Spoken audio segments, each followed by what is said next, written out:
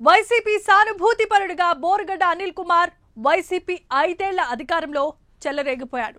వారు వీరు అనే తేడా లేకుండా హద్దులు దాటి అనుచితమైన వ్యాఖ్యలు చేశారు. వైసీపీ అండతో అక్రమాలు, దౌర్జన్యాలకు తెగబడ్డారు. ఆ క్రమంలో ఆ రౌడీ షీటర్పై రాష్ట్ర వ్యాప్తంగా వరుస కేసులు నమోదవుతున్నాయి. కేసుల తాకిడి తట్టుకోలేక పోలీసుల విచారణలో బోరుగడ్డ నోరు విప్పాడని, అప్రూవర్గా మారటానికి అంగీకరించాడని ప్రచారం జరుగుతోంది. నిజంగా అతను అప్రూవర్గా మారితే పరిస్థితి ఏంటి? బుక్కయ్యే కీలకమైన నేతలు ఎవరు? ప్రస్తుతం వైసీపీలో ఇదే చర్చనీయాంశంగా మారింది.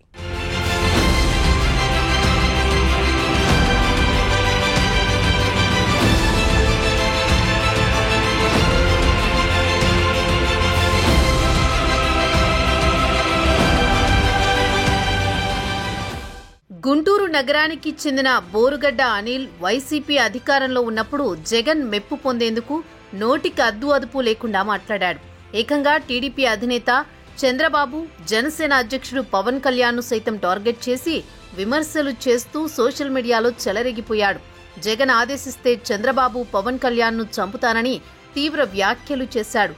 పొన్నూరు నియోజకవర్గం చేబ్రోలు మండల టీడీపీ మాజీ కన్వీనర్ నన్నపనేని కోటేశ్వరరావు జగన్ను తిట్టిన వీడియో నాడు సోషల్ మీడియాలో రావడంతో కోటేశ్వరరావు ఇంటికి వెళ్లి చంపేస్తానని అనిల్ బెదిరించాడు. పలుమార్లు ఫోన్ చేసి ఆయన భార్య, కుమార్తెను బూతులు తిట్టాడు. ఆ మనోవేదనతో కోటేశ్వరరావు కొద్ది రోజులకే గుండెపోటుకు గురై మరణించారు.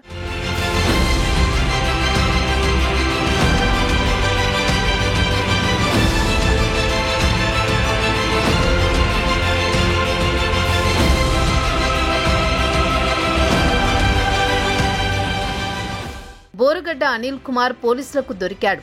వైసీపీ పరాజయం పాలైనప్పటి నుంచి పరారీలో ఉన్న బోరుగడ్డ గుంటూరులో పోలీసులకు దొరికి రిమాండ్ పాలయ్యాడు. అనిల్పై రాష్ట్ర వ్యాప్తంగా 17 వరకు క్రిమినల్ కేసులు నమోదయ్యాయి. అతను అరెస్ట్ అయి నెలలు గడుస్తున్నా ఇంకా వివిధ జిల్లాల్లో కొత్త కేసులు నమోదవుతున్నాయి. అరెస్టు తర్వాత అనిల్ కుమార్ ఇంట్లో తనిఖీలు చేసిన పోలీసులు కొన్ని పత్రాలతో పాటు సెల్ ఫోన్, ల్యాప్టాప్ ను స్వాధీనం చేసుకున్నారు. డేటా రికవరీ కోసం వాటిని ఫోరెన్సిక్ ల్యాబ్ కు పంపి సమాచారం సేకరిస్తున్నారు.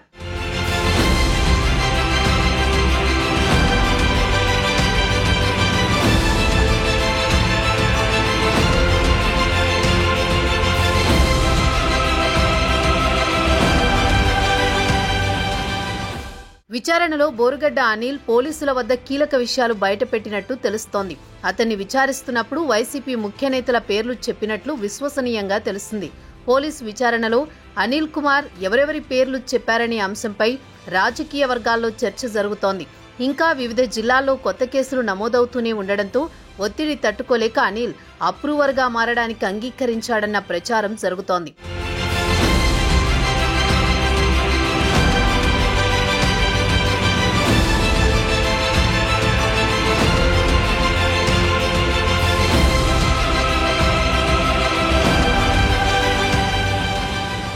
వైసీపీ నాయకులు రెచ్చగొట్టి ప్రతిపక్షాలను తిట్టాలని ఆదేశించడం వల్లే తాను దూషించాల్సి వచ్చిందని పోలీసు అధికారుల వద్ద ఆ రౌడీ షీటర్ విచారణలో మొరపెట్టుకున్నట్లు తెలిసింది.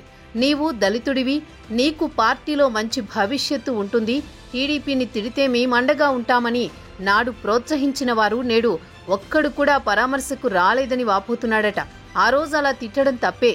ఎవరినైతే సోషల్ మీడియాలో తిట్టానో వారందరి కాళ్లు పట్టుకుని క్షమాపణ కోరతాను, అప్రూవర్గా మారతానని వేడుకుంటున్నట్టు తెలిసింది.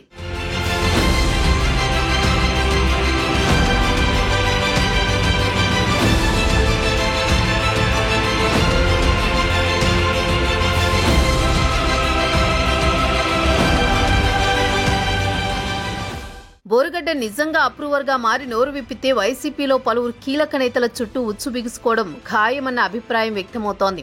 ఇప్పటికే పోలీసులకు కొంతమంది పేర్లు చెప్పినట్టు ప్రచారం జరుగుతోంది. అందుకే అప్పట్లో అతన్ని ప్రోత్సహించి జగన్ మెప్పు కోసం నానా అరాచకాలు చేయించిన పార్టీ నేతలు కేసుల భయంతో బిక్కుబిక్కుమంటున్నారట. మరి అప్పుడు అంతలా చెలరేగిపోయి ఇప్పుడు బోరుమంటున్న బోరుగడ్డ ఎంతమంది జాతకాలు బయట పెడతాడో చూడాలి.